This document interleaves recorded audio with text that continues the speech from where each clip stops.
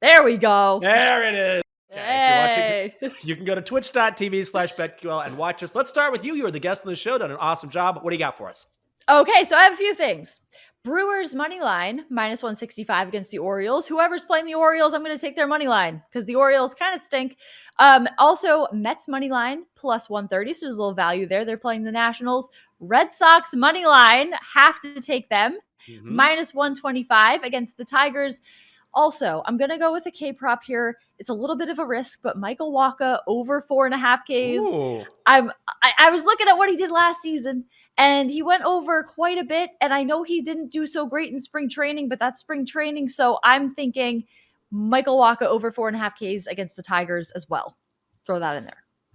All right, here we go. I like those. Okay, my best bet, I'm going back to the ice here. Let me give you a little recap of what I was thinking here. So Jets are visiting the Canadiens tonight. Total is set at 6.5. Winnipeg is minus 145 on the money line. The Canadiens are plus 120. And I know initially, if you glance at this bet, you're like, oh, Montreal can't score. You got to hit the under here. But I think this is going to go over. The Jets can score, but they don't stop anybody. In fact, in their past 5 games, they have allowed 22 goals. So Montreal is not a juggernaut, but they've been a lot better under Martin St. Louis. They have upped their offense. The Canadiens' defense, however, is so putrid. They allow 3.79 goals per game, and that number is now up to 4 over their last 10, so they haven't stopped anyone. I hate 6.5. I like to play alternate spreads, like maybe a 6, so you can get a push worst-case scenario. That's way too juicy, so you know what? Let's go for a high-scoring game. I think this total eventually gets to 7. Give me over 6.5. That's juiced to minus 125 at BetMGM. Then I have a couple of leans here. I'm definitely with you on the Brewers. That's minus 165 at BetMGM on the money line. It's a little pricey, but man, the Orioles are already off to a bad start. They didn't do anything this weekend in their opening series. So there's a huge discrepancy on the mound. I think Brewers minus 165 is worth the juice. And then also I'm looking at Padres Giants. And I talked about this earlier, but Nick Martinez is on the mound for the Padres. What do I know about Nick Martinez? Well, I learned it this morning. I'll tell you what I learned. He hasn't pitched in the majors since 2017. This is a 5-year layoff. He's been overseas in Japan. So even when he was in the majors, he was not that great. I appreciate the grind. I appreciate anyone that just keeps going at it. So ton of respect. However, he's taking on Alex Wood, and he was very good last season, coming over from the Dodgers, very good in a Giants uniform. So until I see more from Nick Martinez back in the majors after such a long layoff, I'm going to take Giants first 5 run line. So all they have to do is be ahead by a run. The first 5 run line, half a run, that's minus 115 at BetMGM. And I'm hoping that I can take advantage of what I think is a pitching mismatch. Love it. First 5 run line. Big. Love it. Yeah. I absolutely love the first 5 run lines.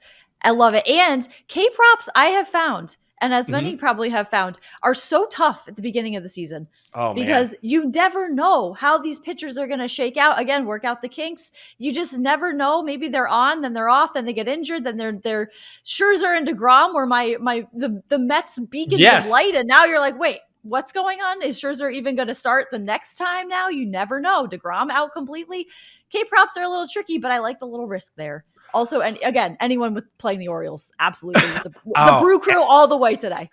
I love the O's. I cheer for the O's, but sometimes you just got to take advantage of the money-making aspect of it, and I think this is a really bad spot for them against the Brewers. Now, I will say, when it comes to K-props, you're totally right, because the other night I had a spot with Max Scherzer. You're talking about Max, and he was pitching here in D.C. against the Nationals. His total strikeouts were set at 6.5. I was like, oh, he's going to kick the over. He's back against his old team. He wants to show out. He knows these hitters. He knows his ballpark. He had 6. So that's generally the way it works with strikeout props. You're right. Early in the season, it is very, very difficult. Now, if you want to watch us make your picks, you can. We're on Twitch. Just go to twitch.tv/BetQL. That's twitch.tv/BetQL. And you can watch as well as listen. All right, here we go, Lucy. Time for your BetQL 5-star best bet. For insight, analysis, historical trends, and more 5-star best bets, you can download the BetQL app. Well, what do we have here? It looks like my donkey son and I, and you, Lucy, are all on the same side. First of all, I just want to say, and this is very tough for me, we know I was going to say love-hate, but it's essentially a hate-hate relationship I have with the chalk donkey. Right. The Donkster, my son, went 8-0 on his picks over the weekend. That is insane. That's insane. That is wild. Now, he did lay a lot of juice. He's named the chalk donkey for a reason. You be careful, Donkster. That chalk will get you. However, I want to say for the first time ever on this show, you're a very good boy. That's a good job. That's what I expect out of my son. I expect not 8-0, but it's about time that I logged on to this rundown and I saw, hey, the Donkster went 8-0 as opposed to the Donkster went 1-4. So very good.